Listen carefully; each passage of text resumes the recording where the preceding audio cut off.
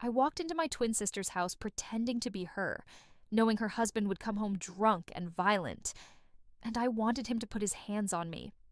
I know how that sounds, but when you see someone you love covered in bruises, when the light is drained from their eyes, you stop thinking about safety and start thinking about justice. My name is Reagan. My twin sister Sloane and I are so identical that even our voices sound the same. Growing up, we joked about fooling anyone. I never imagined I'd use that gift to save her life. It was a Thursday in Phoenix when I saw them. The bruises, purple, green, yellow, a timeline of pain across her ribs and arms. She wore a thick sweater in Arizona summer heat and lied about falling downstairs. But I'm her twin. I know when she's lying. Her husband Brett seemed perfect once. Successful contractor, charming smile, the kind of guy who opens doors, but he became the kind of man who uses his fists. And my sister became a prisoner. She begged me not to do anything, said he'd threaten to kill her if she left, said he'd come after me next. He controlled everything, her money, her phone, her freedom. But I had something he didn't know about. I had her face. The plan was insane. Standing outside her house at 6 a.m, wearing her clothes and wedding ring, hands shaking. But sometimes the only way to catch a predator is to become the prey. This is the story of how I became my sister to save her, how I let a monster show his true face. And if you want to hear how we finally made him pay, stick around, because you won't believe what happened next. The first time I noticed something was wrong was 8 months before that Thursday. Not 2 years ago when it started. I didn't see it then. None of us did. Brett was too good at hiding it, and Sloane was too good at pretending everything was fine. It was during our monthly lunch date at this little cafe in Scottsdale we'd been going to since we were teenagers. Sloane loved their avocado toast. She always ordered the same thing, always laughed at the same jokes, always told me about her week with that sparkle in her eye. Except that day, she didn't. She sat across from me picking at her food, barely eating. Her phone kept buzzing on the table, and every time it did, her whole body tensed. She'd glance at the screen, her face would go pale, and she'd silence it without responding. The third time it happened, I reached across and touched her hand. It was ice cold, despite the Phoenix heat outside. She pulled away fast, too fast, and that's when I saw her wince. Just a tiny movement, like something hurt when I touched her. I asked if she was okay. She smiled, that bright smile that didn't reach her eyes anymore, and told me she'd just been working out too hard at the gym. Said she pulled a muscle in her shoulder. But Sloane hadn't been to a gym in her life. She hated exercise. Always had. When she excused herself to the bathroom, her phone buzzed again. I shouldn't have looked. I know that.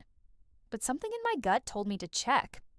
The screen lit up with a message preview from Brett. "Where are you? You didn't ask permission to leave." Permission. The word made my blood run cold. I read it 3 times, trying to make sense of it. They were married, not parent and child. Why would she need permission to have lunch with her sister? When she came back, I asked her about it as casually as I could. Told her I'd accidentally seen the message when her phone lit up. She went white. Actually white, like all the blood drained from her face. Then she laughed this weird, hollow laugh and said Brett was just being protective because there'd been break-ins in their neighborhood. But her hands were shaking as she picked up her purse. She suddenly remembered she had an appointment she'd forgotten about. Had to leave right away. Couldn't even finish her coffee. I watched her walk to her car, and that's when I saw her look around the parking lot before getting in. Like she was checking if someone was watching her. Like she was scared. I called her that night. She didn't answer. Texted me the next morning saying everything was fine. She'd just been tired and stressed. Said Brett was taking such good care of her, maybe too good, and she laughed again with that same hollow sound. That's when I knew. Something was very, very wrong in my sister's marriage. Over the next few months, the signs kept coming. Canceled plans, unanswered calls.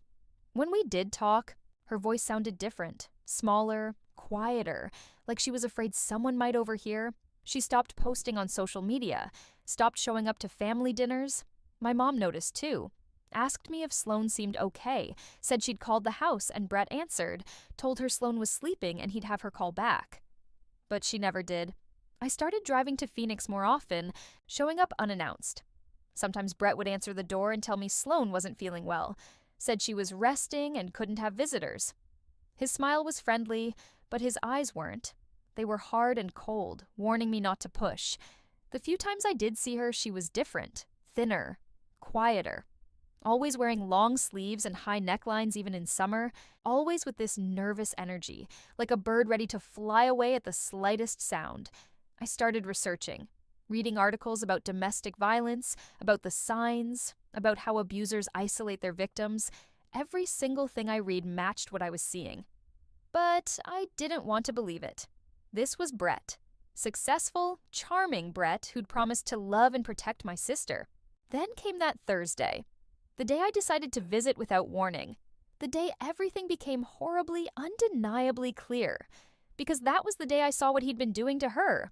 And that was the day I decided he was going to pay for every single bruise. When Sloane finally showed me her body that Thursday afternoon, I couldn't breathe.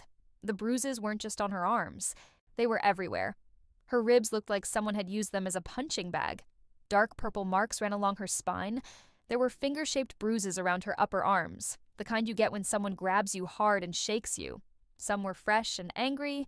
Others had faded to that sickly yellow-green color that meant they were weeks old. She stood there in her living room with her shirt lifted, crying silently, and all I could do was stare. This wasn't one incident. This wasn't a loss of control in a moment of anger.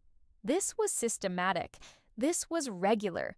This was someone who'd been hurting her over and over again for a long time. I asked her how long. She whispered 2 years. 2 years of this hell while I'd been living my normal life in Denver, completely clueless. She told me it started after Brett lost a major contract with a commercial developer. His construction business took a hit, and he started drinking more. At first, it was just yelling.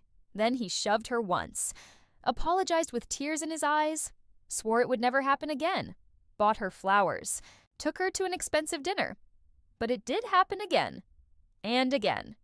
And the apologies got shorter. The gift stopped. The violence got worse. He controlled everything now. Took her name off their bank accounts, said he needed to manage their money better after the business problems. Took her car keys, said she didn't need to drive anywhere without him knowing. Checked her phone constantly, demanded passwords to all her social media, read every text message. If she didn't answer his calls immediately, he'd accuse her of cheating. If dinner wasn't ready exactly when he wanted it, she'd pay for it. If she talked to me or our mom too much, asked too many questions about where she'd been, what she'd said, she was living in a prison, and he was the warden. I begged her to leave. Told her to pack a bag right then, come to Denver with me, file for divorce, get a restraining order. But she just shook her head, tears streaming down her face. She said I didn't understand. Brett had told her if she ever tried to leave, he'd kill her. And she believed him. He'd shown her his gun collection one night after beating her, told her how easy it would be to make it look like a break-in gone wrong. Said if she went to the police, he had buddies on the force who'd make sure nothing happened to him. Said if she ran, he'd find her. And then he'd come after me and our mom too. She was terrified, completely, utterly terrified, and trapped. That night, I stayed, hid in the guest bedroom while Brett came home drunk at 9:30. I heard him before I saw him. The sound of the garage door, his heavy footsteps, his slurred voice calling for Sloane. Then the yelling started. Something about the house being a mess, about her being useless, about how he worked all day while she did nothing. I heard dishes breaking in the kitchen, heard her trying to calm him down with that small, scared voice. Then I heard the slap, sharp and clear, followed by her cry of pain. Every muscle in my body screamed to run downstairs and stop it. But Sloane had made me promise not to intervene. She was more afraid of what he'd do if he found out I'd witnessed it than she was of taking another hit. I heard him stumble up the stairs, heard their bedroom door slam, then silence. I crept down to the kitchen, found Sloane sweeping up broken plates with shaking hands, a red mark blooming on her left cheek.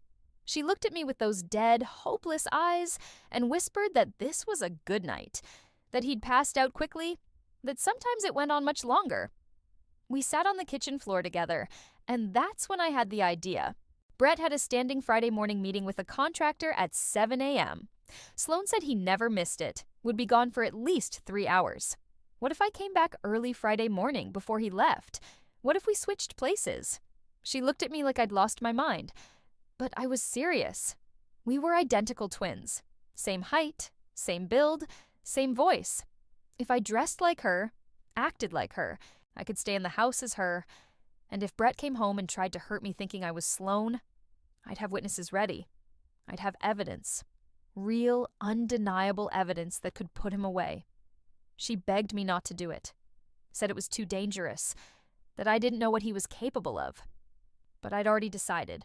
I'd already called my lawyer friend Emma back in Denver, explained everything, asked her what we'd need to build a case strong enough to put him behind bars. Emma told me we needed documentation, photos of the bruises, medical records, proof of threats, and ideally, witnesses to an actual assault. If I could get Brett to put his hands on me while thinking I was Sloane, with the police present or arriving right after, we'd have everything we needed. It was risky. It was possibly insane, but it was the only way I could see to get my sister out of this hell alive.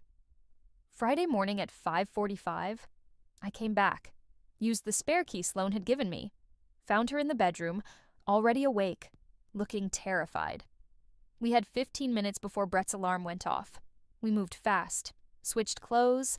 I put on her pajamas, tied my hair exactly like hers, even put on her wedding ring. It felt heavy and wrong on my finger. She gave me details I'd need to know, where things were in the kitchen, what Brett usually wanted for breakfast, how to stay quiet and avoid triggering him.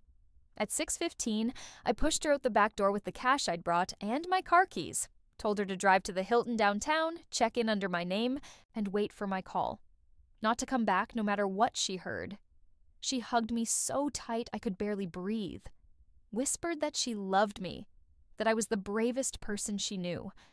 I watched her disappear through the back gate. Then I walked back into the house, my heart pounding, and waited for the monster to wake up. Brett's alarm went off at 6:30. I heard him groan, heard the bed springs creak as he rolled out of bed. My heart was hammering so hard, I thought he'd hear it from upstairs. I stood in the kitchen, hands gripping the counter, trying to remember everything Sloane had told me. Stay quiet. Don't make eye contact unless he demands it. Move carefully. Don't give him any reason to escalate before I was ready. His footsteps came down the stairs. Heavy. Slow. I could smell the alcohol sweating out of his pores before he even entered the kitchen. He looked terrible. Bloodshot eyes, greasy hair, wrinkled shirt from yesterday. This was the successful businessman my sister had married. He looked like a man who'd been losing a fight with himself for a long time.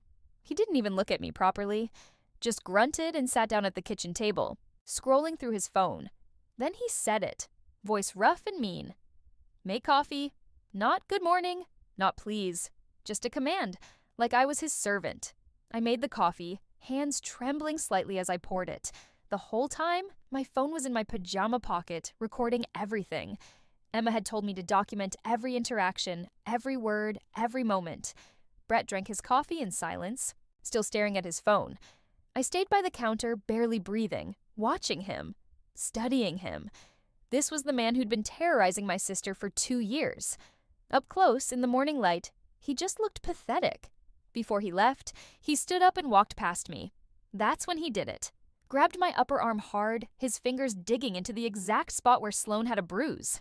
The pain was sharp and immediate. I had to bite my tongue to keep from crying out or pulling away the way my instincts screamed at me to do. He leaned close, his breath stale with alcohol and sleep. Told me the house better be cleaned up by the time he got back. Said it was a disaster and he was tired of living in filth. I looked around the kitchen. It was spotless. Sloane had probably spent hours the day before making sure everything was perfect, hoping it would keep him calm. Then he left. The garage door closed, his truck engine started, and I finally let myself breathe. I had maybe 3 hours before he came back. I got to work immediately. First, I photographed everything, every room, every surface. The house wasn't dirty, it was immaculate. Sloane had been cleaning obsessively, probably terrified of giving him any excuse. Then I started searching. I found Sloane's hidden stash of pain medication in a box of tampons under the bathroom sink. Ibuprofen, muscle relaxers, everything she'd been using to cope with the injuries. I photographed the bottles, the dates, how many were missing. In Brett's home office, I found his computer unlocked. He'd been in such a rush that morning, he forgot to shut it down. I scrolled through his emails and felt my stomach turn. There were messages to Sloane. Dozens of them, sent at all hours. Some were checking on her location, demanding to know where she was, who she was with, when she'd be home.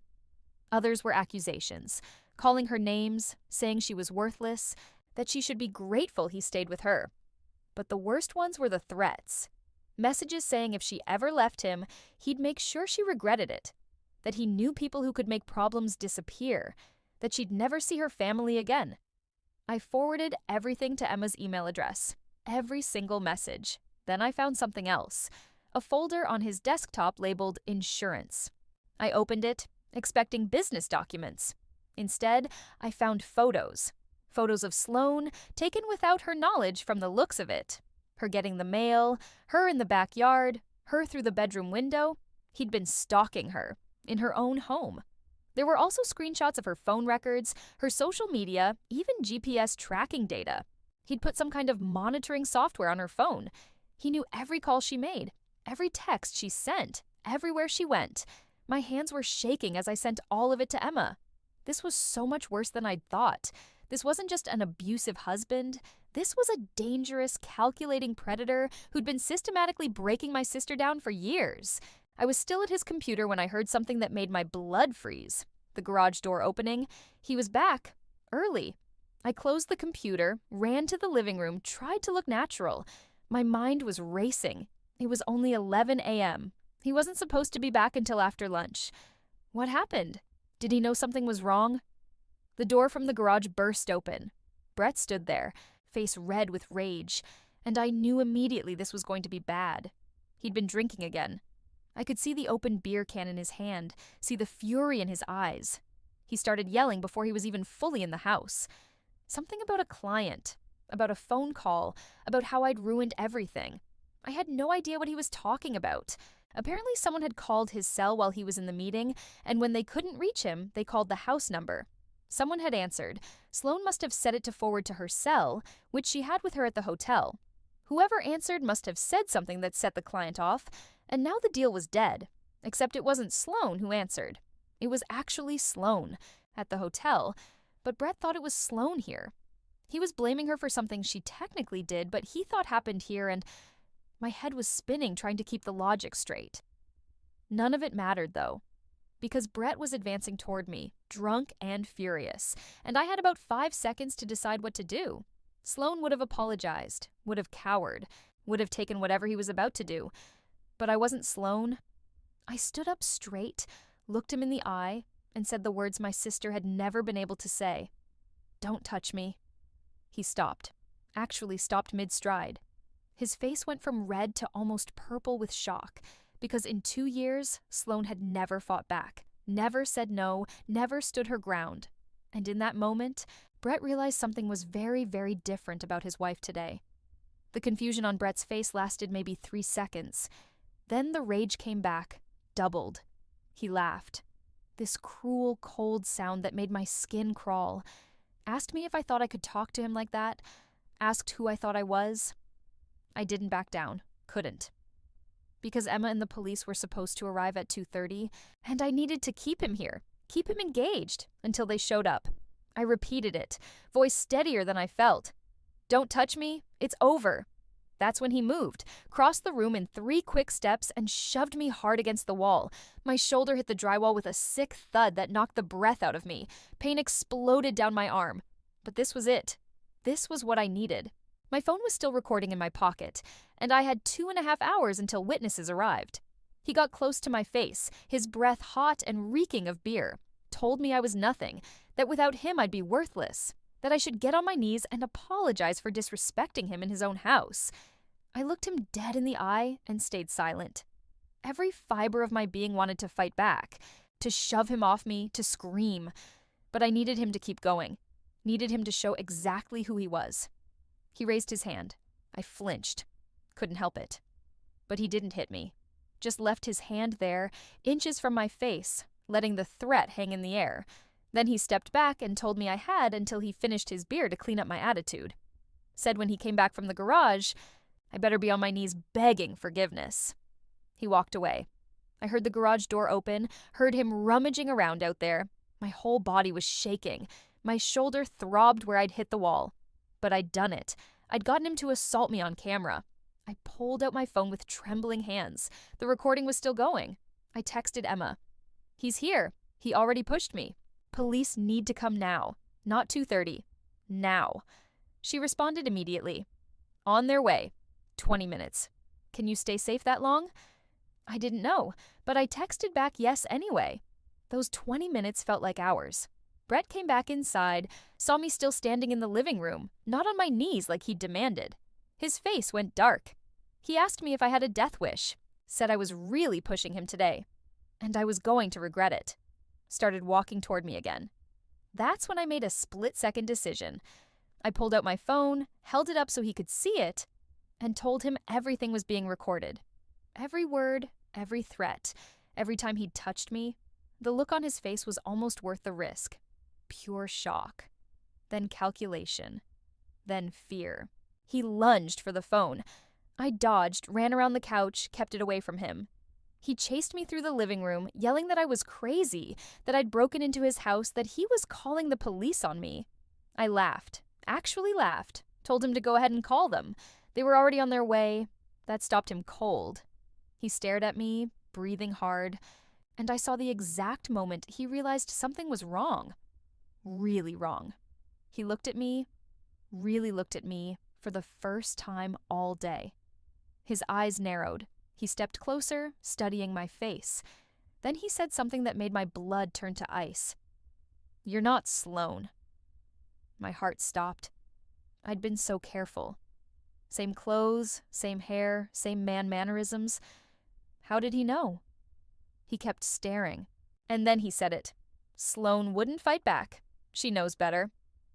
Those words, the casual way he said them, like it was normal to train your wife to be afraid of you, like breaking her spirit was just part of marriage. I dropped the act, took off the wedding ring and threw it on the floor between us, told him my name, told him I was Reagan, and I'd watched him beat my sister for the last time. The color drained from his face. He started backing up, shaking his head, saying I'd set him up. That this was entrapment, that he'd never touched Sloan, I was lying. This was all a setup. But his voice was panicked now. He knew he'd been caught. He asked where Sloan was, demanded to know, started pulling out his phone to call her, track her, find her. I told him she was somewhere he'd never find her, somewhere safe, and that his days of hurting her were done. That's when he tried to run. Grabbed his keys from the counter, headed for the garage, but the front door opened before he could get there. 2 Phoenix police officers walked in, Emma right behind them. She'd given them the spare key I'd given her that morning. Brett froze in the doorway to the garage. Looked at the cops, then at me, then back at the cops. Started talking fast, saying this was a misunderstanding, that I'd broken into his house, that I was his wife's crazy sister who'd assaulted him. One of the officers, a woman named Detective Sarah Mendez, held up her hand to stop him, told him they'd received evidence of domestic violence, that they had recordings, photos, and medical documentation, that they needed him to come down to the station to answer some questions. Brett's lawyer mask slipped on. He got calm, cold, said he wasn't going anywhere without his attorney, that this was harassment. Detective Mendez nodded like she expected that. Then she said something that made my heart soar. We also have 3 former girlfriends of yours who've come forward in the last week. Seems you have a pattern, Mr. Donovan. Brett's face went white as a sheet. Turns out, when Emma started digging into Brett's past, she'd found something huge. He'd had multiple complaints filed against him over the years by ex-girlfriends, but they'd all dropped the charges before they went anywhere. Emma tracked them down, told them about Sloan, and asked if they'd be willing to testify. All 3 said yes immediately. They'd been carrying guilt for years, wondering if he'd found another victim. Now, they wanted to make sure he paid for what he'd done to them and to my sister. Brett started yelling then, real fear in his voice now, saying it was all lies, all conspiracy, that everyone was out to get him because his business was successful and people were jealous. But Detective Mendez wasn't listening. She was reading him his rights. And I was watching the man who'd tortured my sister for 2 years finally face consequences. They didn't arrest Brett that day. Not yet. He lawyered up immediately, refused to answer questions, and his attorney got him released within hours. But Detective Mendez told me not to worry. She said they were building a case, and it was going to be airtight. I called Sloan from the police station, told her it was done, that he knew the truth, that she couldn't go back to the house. She broke down, crying on the phone. Relief and terror mixed together. She was afraid of what Brett would do now that he knew she'd helped set him up. Detective Mendez heard my concern and assigned an officer to watch Sloane's hotel. She also helped us file an emergency restraining order that same day. By evening, Brett was legally barred from coming within 500 feet of Sloane or contacting her in any way. But I knew a piece of paper wouldn't stop him. Men like Brett don't give up control easily. Emma flew in from Denver the next morning. We met with Sloane at the hotel, and that's when Emma laid out everything she'd found. It was so much worse than even I had imagined. The 3 ex-girlfriends weren't the only ones. Emma had found 5 other women who'd dated Brett over the past 15 years. 2 had filed police reports, but dropped them after Brett threatened them. 1 had a restraining order that expired years ago. Another had moved to a different state to get away from him.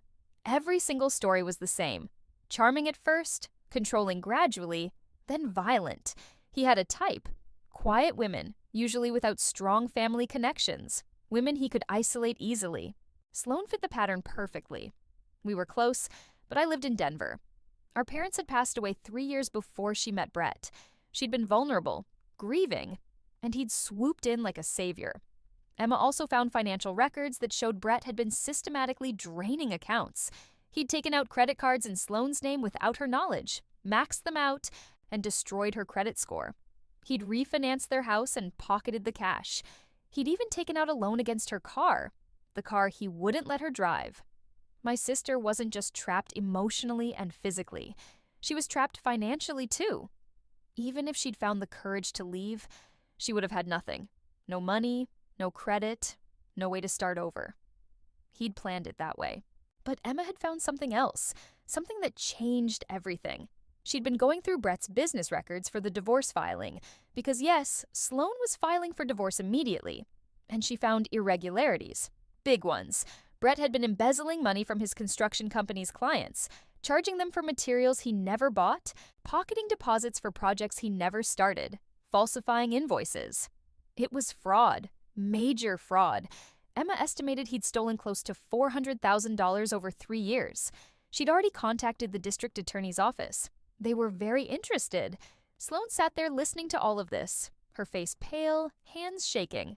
She kept saying she had no idea. She'd known about the drinking, the violence, but she'd thought his business was legitimate. Thought he was just stressed about money, not stealing it. The guilt in her eyes killed me. I grabbed her hands and made her look at me, told her none of this was her fault, that she was a victim, not an accomplice, that Brett had fooled everyone, not just her. Detective Mendez called that afternoon with more news. They'd executed a search warrant on Brett's house and vehicles. They'd found the gun he'd threatened Sloane with, an unregistered handgun, which was illegal in Arizona without proper permits. They'd also found the tracking software on Sloane's old phone, which violated wiretapping laws. And they'd found something else, something that made my blood run cold. In Brett's truck, hidden under the back seat, they found a folder. Inside were printed photos of Sloane. Recent ones. Her leaving the grocery store, getting gas, walking to her car from the pharmacy. There were also photos of me from my last visit, walking up to their front door, getting in my car. He'd been following us, watching us, planning something. Detective Mendez said there was also a handwritten note in the folder. It listed locations, times, patterns. She didn't say it directly, but the implication was clear. Brett had been planning to hurt Sloane in a way that would look accidental, maybe hurt me too if I got in the way. We weren't just dealing with an abusive husband anymore.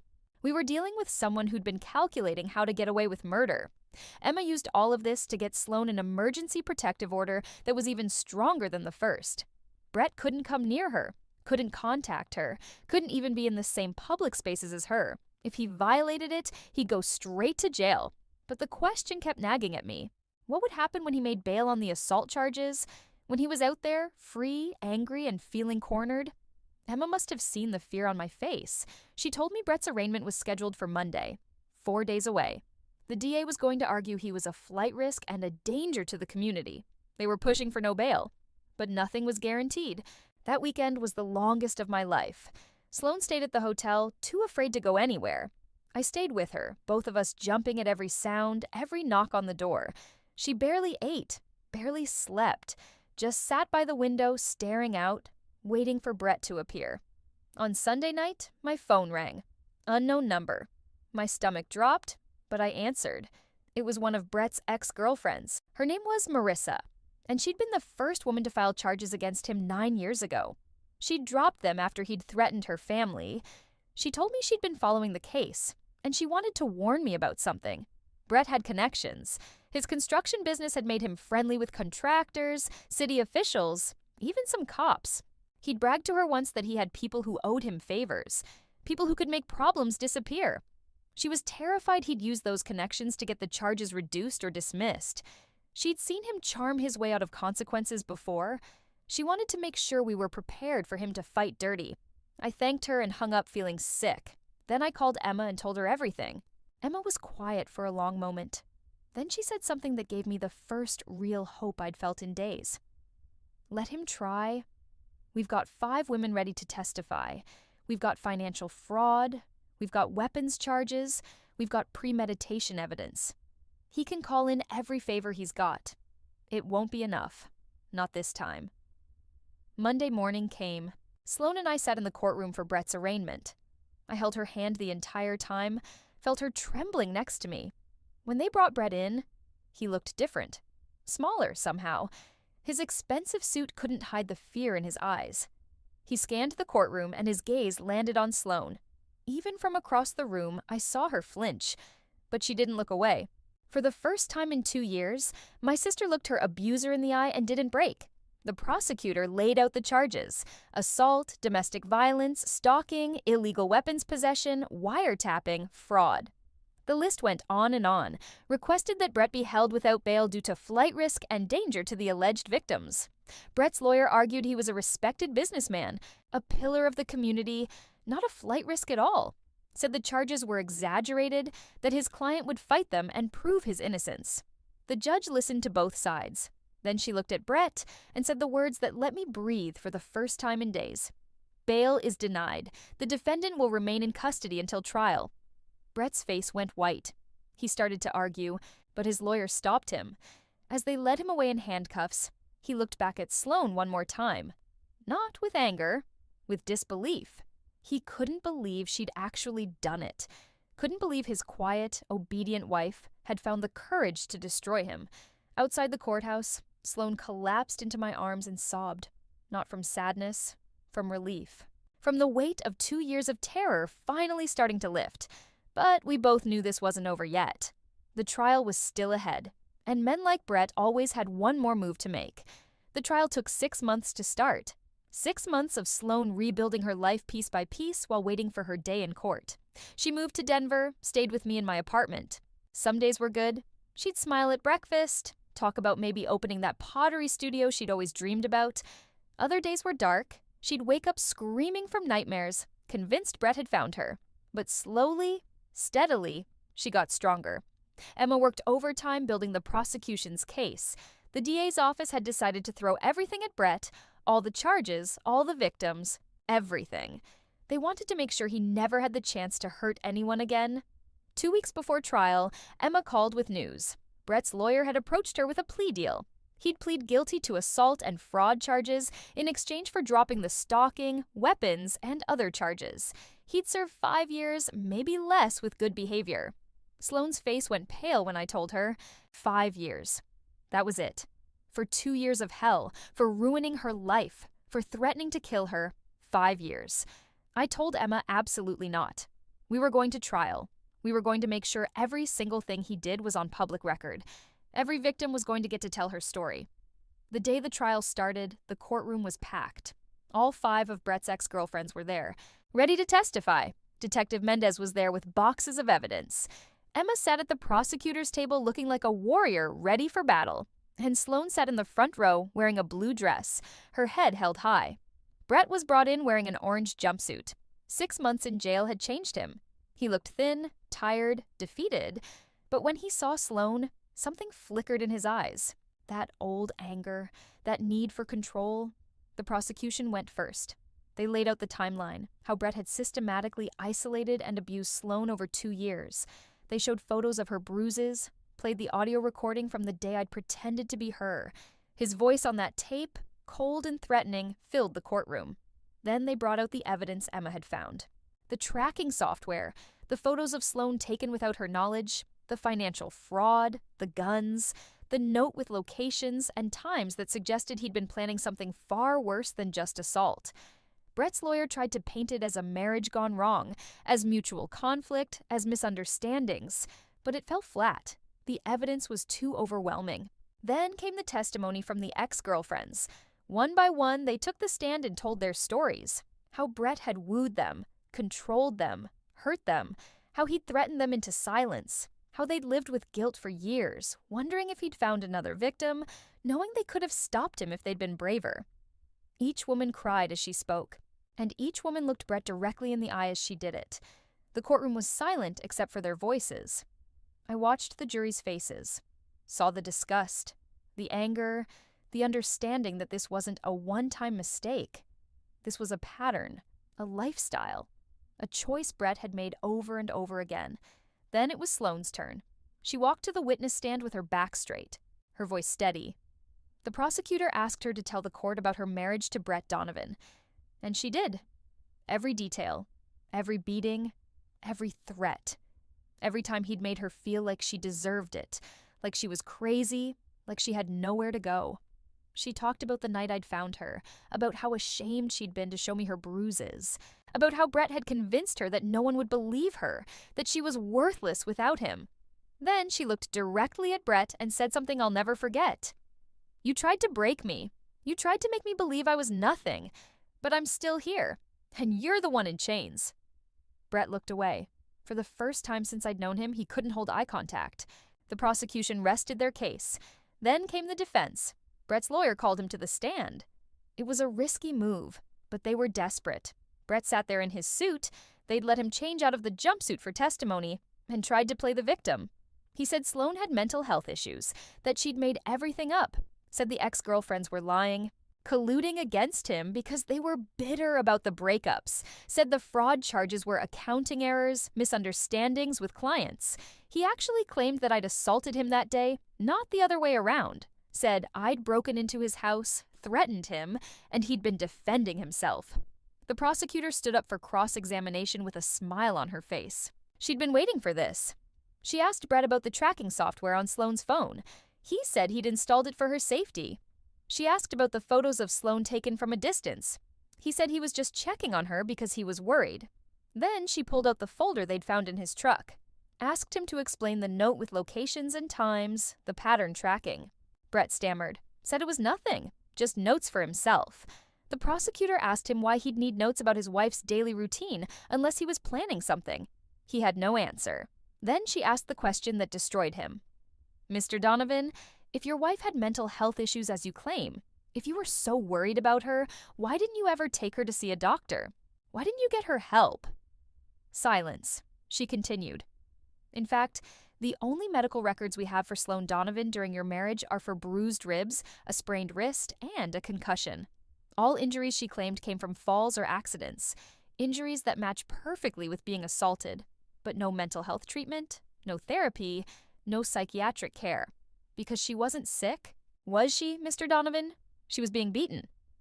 Brett's lawyer objected, but the damage was done. The jury had seen him lie, seen him scramble for answers, seen him caught. The final blow came when the prosecutor brought out Brett's financial records, showed how he'd been systematically stealing from clients while simultaneously draining Sloane's accounts, asked him how a man worried about his mentally ill wife's well-being could justify leaving her with no money, no car, no phone, no way to get help if she needed it. Brett had no answer for that either. When the prosecutor sat down, Brett looked broken. His lawyer tried to redirect, tried to salvage something, but it was over. Everyone in that courtroom knew it. The jury deliberated for 3 hours. When they came back, the forewoman stood and read the verdict. Guilty, on every single count. Brett's face crumpled. His lawyer put a hand on his shoulder, but Brett shook it off. He turned to look at Sloane one last time. She stared back at him, tears streaming down her face. Not tears of sadness, tears of release. The judge set sentencing for 2 weeks later. Brett was led out of the courtroom in handcuffs, and I watched my sister take the deepest breath she'd taken in years. Outside the courthouse, all 5 ex-girlfriends hugged Sloane. They cried together. These women who'd never met before, but who'd all survived the same monster. They exchanged numbers, promised to stay in touch, formed a bond that only trauma survivors can understand. Detective Mendez told us the DA was recommending maximum sentencing, 15 years for the combined charges. With Brett's record now public, with 5 victims testifying, with the fraud and weapons charges, the judge would likely agree. Emma hugged both of us and whispered that it was finally over. But I knew it wasn't. Not quite yet. Because in 2 weeks, Brett would stand before a judge for sentencing, and Sloan had one more thing she wanted to say to him. The sentencing hearing fell on a Thursday. Exactly 1 year after I'd first seen those bruises on Sloan's body, the symmetry wasn't lost on either of us. We drove to the courthouse together, just like we'd done a dozen times over the past months. But this time was different. This time, we knew it was the last time we'd have to see Brett Donovan's face. The courtroom was full again. The ex-girlfriends were there, Detective Mendez, Emma. Even some of Brett's former clients who'd been defrauded showed up to watch. Everyone wanted to see justice finally served. Brett was brought in looking worse than before. Prison hadn't been kind to him. His expensive charm had worn completely away, leaving just a bitter, angry man who'd finally run out of people to manipulate. The judge asked if anyone wanted to make a victim impact statement before sentencing. 4 of the ex-girlfriends spoke, each one telling the court how Brett had damaged their lives, how they'd carried fear and shame for years, how seeing him convicted had finally let them start healing. Then Sloan stood up. She walked to the front of the courtroom, and I saw her hands shaking as she gripped the podium. But when she spoke, her voice was clear and strong. She didn't talk about the beatings. She didn't recount the violence or the threats. Instead, she talked about what Brett had stolen from her that was more precious than anything else, her sense of self. She said he'd made her believe she was weak, worthless, incapable of surviving without him, that he'd systematically destroyed her confidence, her independence, her belief that she deserved better. But then she said something that made me cry. She said that the worst thing Brett ever did was make her forget that she had people who loved her, that she had a twin sister who would walk into hell for her, that she had strength inside her she'd forgotten existed. She looked directly at Brett and told him that he'd failed, that he'd tried to break her, but instead he'd shown her exactly how strong she really was, that she'd rebuilt her life from nothing and was happier now than she'd ever been with him. She said she didn't forgive him. Maybe someday she would, for her own peace. But right now, she just wanted him to know that he no longer had any power over her, that she was free, and that he was the one trapped now. When she sat back down next to me, I grabbed her hand and held it tight. She'd faced her demon and won. The judge took a long moment before speaking. She said she'd seen a lot of domestic violence cases in her 20 years on the bench, but few as calculated and cruel as this one.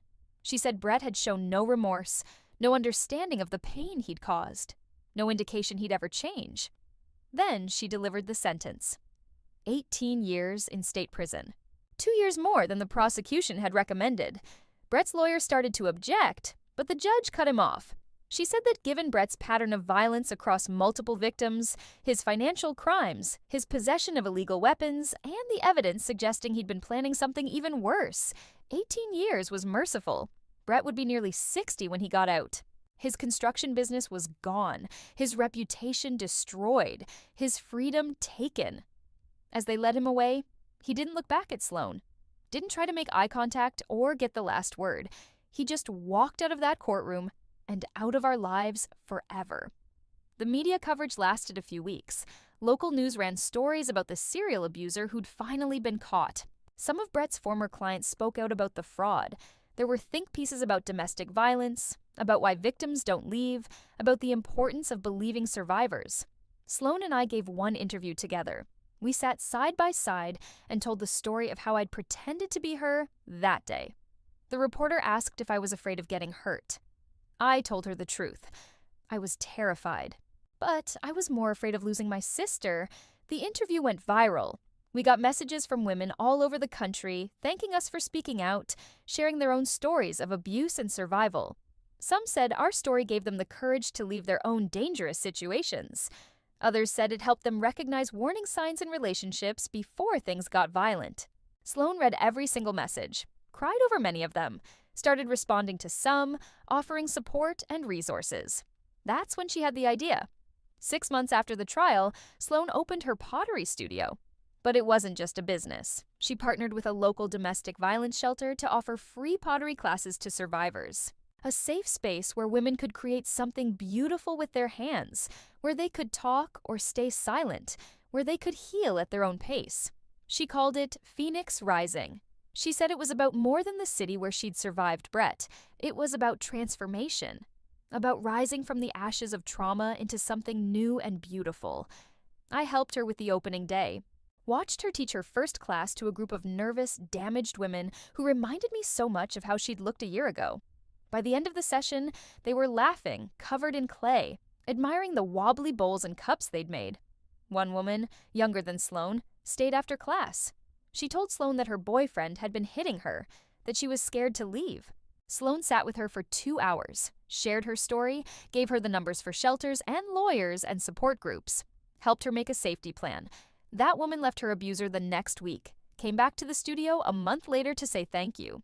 Said Sloan had saved her life. Watching my sister help others the way I'd helped her, that's when I knew she'd truly healed. The victim had become the survivor. The survivor had become the advocate. As for me, I moved to Denver permanently. Couldn't go back to my old life after everything that had happened. Started volunteering with the same domestic violence shelter Sloan partnered with. Used my experience to help other families navigate the legal system, gather evidence, escape safely. Sloan started dating again eventually. Took her time, moved slow, met a man named Owen at an art exhibition. He's patient, gentle, the complete opposite of Brett in every way. He knows her history and respects it. Never pushes, never demands, never tries to control. Last month, they moved in together. I helped her pack up her apartment, watched her carry boxes into their new place with a smile on her face. A real smile. The kind I hadn't seen in years. Brett tried to contact her once from prison. Sent a letter through his lawyer claiming he'd found God, wanted to apologize, hoped she could forgive him. Sloan read it once, then threw it away. She doesn't need his apology or his redemption. She has her own life now, and he's not part of it. Sometimes people ask me if I regret that day, if I wish I'd found another way, a safer way, to get the evidence we needed. And honestly, no, because sometimes the only way to catch a monster is to let him show you his teeth. Sometimes the only way to save someone you love is to put yourself in danger. Would I do it again if I had to? In a heartbeat. Because she's my sister, my twin, my other half. And there's nothing I wouldn't do to protect her. Today, Sloan called me from the studio, said she had 12 women signed up for next month's survivor class, said one of them had brought her teenage daughter who'd witnessed her mother's abuse and needed healing too, said they were thinking about expanding, maybe opening a second location. Her voice was full of light, full of purpose, full of the joy Brett had tried so hard to extinguish. I told her I was proud of her. She laughed and said she was proud of me too, proud that we'd fought back together, proud that we'd won. Before I hung up, she said something that made me smile. Hey Reagan, remember when we used to joke about being twins? About how we could fool anyone? Yeah, I said. I remember. Turns out that superpower was good for something after all. We laughed together, the way we used to before Brett, before the darkness, before everything fell apart. And in that laugh, I heard everything we'd survived and everything we'd become. So if you're out there and you're scared, if you're trapped like Sloan was, please know this. You're stronger than you think. You have people who love you more than you know. And there's always a way out, even when it seems impossible. It won't be easy. It won't be fast. But you can survive this. You can rebuild. You can become something beautiful on the other side of pain. I've seen it happen. I watched my sister do it. And if she can rise from those ashes, so can you. Thank you for following this story to the end. It wasn't an easy one to tell, but it needed to be told. If you know someone who needs to hear it, share it with them. And if this is your story too, please reach out for help. You deserve better. You deserve freedom. You deserve a life without fear. Before I go, I'd love to know, where are you watching from? Drop your city in the comments below. It helps me know how far these stories travel, how many people they reach. And if you haven't already, hit that subscribe button so you don't miss the next story. Because there are more survivors out there, more battles being fought, more victories worth celebrating. Thank you for being here. Thank you for listening. And thank you for believing survivors.